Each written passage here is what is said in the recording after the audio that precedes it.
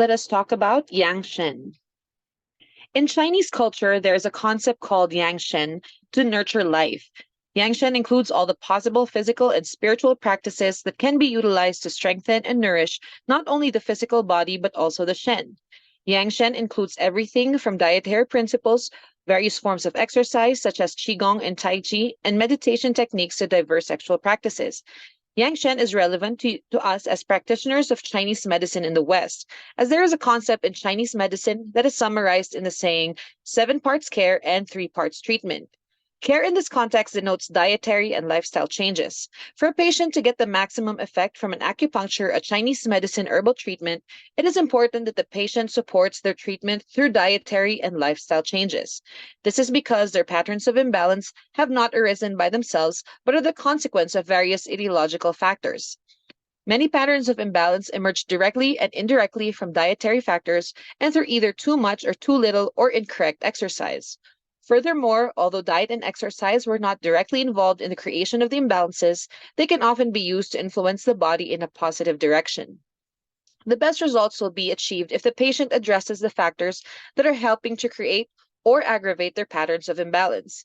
We can treat the patient with as many needles and elegant point combinations as we like, but if the patient does not address the root cause of their imbalances, the imbalances will often just regenerate themselves. It is not uncommon that it is only when a patient begins to comply with the advice that they have been given that there is significance and lasting change in their condition. Often, the greatest help that we can give our patient is to give them the tools to heal themselves. This can be acupuncture points that they can press on or treat themselves with moxa, or it can be advice with regard to diet, exercise, relaxation, meditation, or breathing exercises.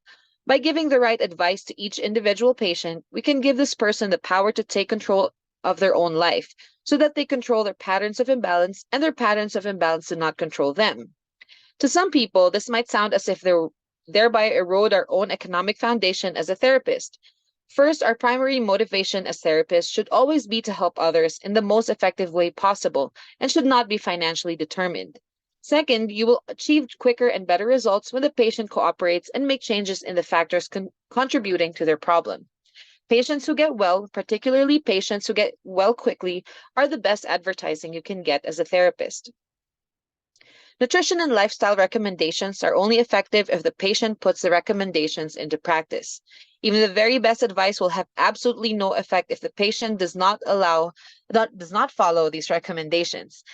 In fact, advice that is not put into practice can quickly turn into a guilty conscience, which can itself become an ideological factor that creates new or exacerbates existing patterns of imbalance in the patient.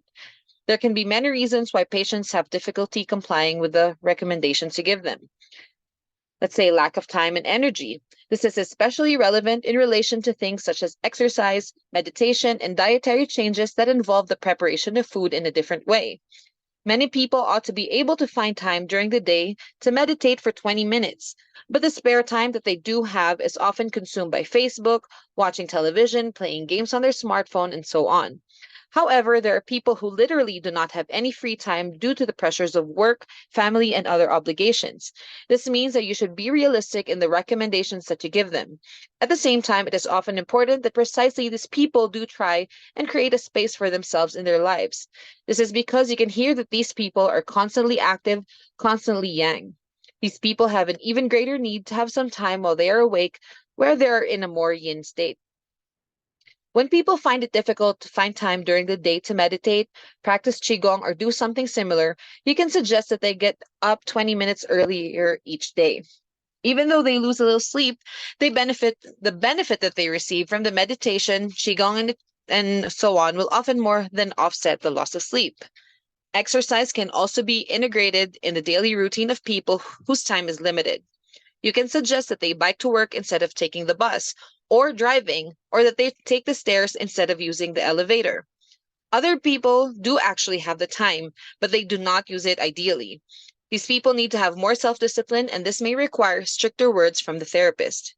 Finally, you can also remind people who say that they are too busy to meditate of the Zen proverb, everyone should meditate for 20 minutes each day, except those who are too busy. They should meditate for 1 hour.